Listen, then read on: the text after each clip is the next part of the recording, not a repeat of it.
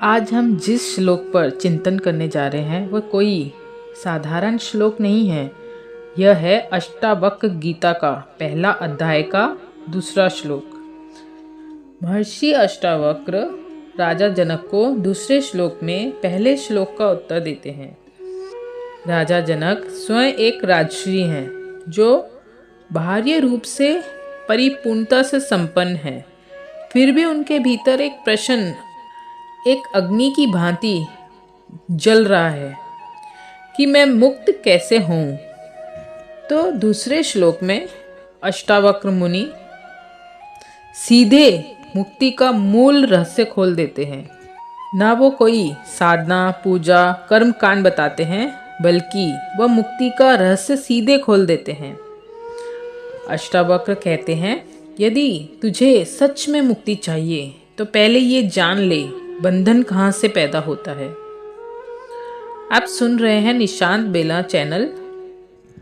आगे बढ़ने से पहले चैनल को सब्सक्राइब करना ना भूलिएगा। अब ध्यान से सुनिए और अपने ईयर प्लग्स जरूर लगा लीजिए ताकि एक एक शब्द को ध्यान से सुनिए, कहीं चूक न जाइएगा।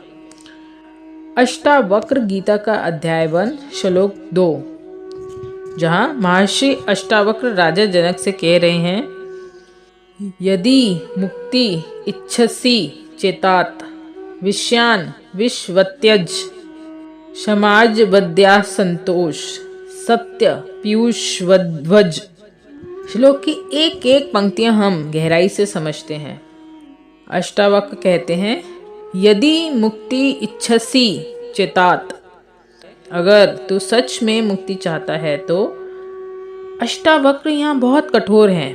वे कहते हैं, अगर सिर्फ बोलने की मुक्ति है तो आगे मत सुनो।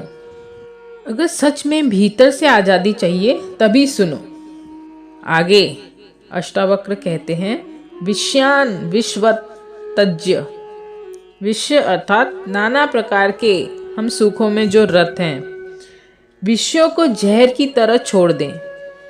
विषय का अर्थ है जो इंद्रियों को सुख देता है और आत्मा को गुलाम बना देता है, अर्थात जरूरत नहीं आसक्ति, आनंद नहीं लत, उपयोग नहीं पहचान।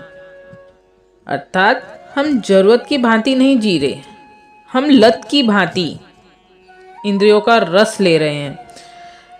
जितना हमारे जीवन के लिए उपयोग है हम उस भांति नहीं जी रहे। हम इच्छाओं में अंधे होकर लालसा आसक्ति में जी रहे हैं। अष्टावक्र नहीं कहते कि घर छोड़ो, संसार छोड़ो। वो कहते हैं सुख को जहर समझो, क्योंकि हर सुख अगले दुख की तैयारी है। आप दुख से परेशान नहीं हैं, आप सुख के आदी हैं और यही सबसे बड़ा बंधन है। आगे अष्टावक्र कहते हैं, क्षमा आर्जव दया संतोष। अब अष्टावक्र इस पंक्तियों में बताते हैं कि छोड़ना क्या है, यह नहीं कि पाना क्या है। अष्टावक्र सिर्फ 4 शब्दों में इस दोहे को समाप्त कर देते हैं। पहला, क्षमा, जो बदलना नहीं चाहता वह मुक्त है। दूसरा, आर्जव, सरलता, जो जैसा है वैसा है, उसे साबित करने की जरूरत नहीं। तीसरा, दया, दूसरों को चोट देना असल में खुद को चोट देना है। चौथा, संतोष, जो अभी पूरा है वही परमात्मा के सबसे करीब है। मात्र 4 शब्दों में क्षमा, आर्जव, दया, संतोष अष्टावक्र अपनी पूरी बात कह देते हैं। अगर ये 4 गुण आप में नहीं हैं तो आप अपनी इंद्रियों के वशीभूत हैं। आगे अष्टावक्र कहते हैं, सत्यम पीयूष वत भज। सत्य को अमृत की तरह पी। यहाँ सत्य का मतलब झूठ न बोलना नहीं है। सत्य अर्थात जो अभी है उसे ऐसा ही स्वीकार करना। दुख आए तो स्वीकार, सुख जाए तो स्वीकार, हानि हो तो स्वीकार, मृत्यु हो तो स्वीकार। जो स्वीकार कर लेता है वही असल में डर से मुक्त हो जाता है। मुक्ति का एक ही सूत्र है, मात्र स्वीकार। जो जैसा है एज इट इज स्वीकार कर लेना।